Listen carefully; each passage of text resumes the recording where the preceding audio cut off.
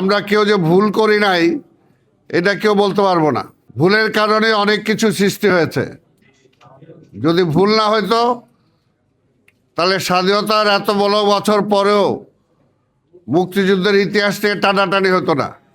আর ভুল যদি না করতাম আমরা, তাহলে এটা যেটা বাস্তব যে আজকে পার্লামেন্টে বিরোধী দলের নেতৃত্বের আসনে যারা বসছে তারাও বসতে পারতো না। এটা কাকে দোষ দিবেন?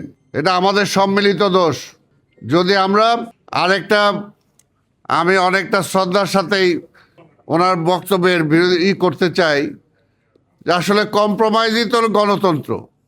কম্প্রোমাইজ আপনাকে করতেই হবে। কম্প্রোমাইজ ছাড়া তো গণতন্ত্র নাই, তাহলে তো বাকশাল হয়ে যাবে। এখানে বিভিন্ন দল মত থাকবে, ভিন্ন চিন্তা চেতনা থাকবে, তার মধ্য দিয়েও এক জায়গায় একটা সমঝোতার মধ্য দিয়েই রাষ্ট্র পরিচালনা করতে হবে।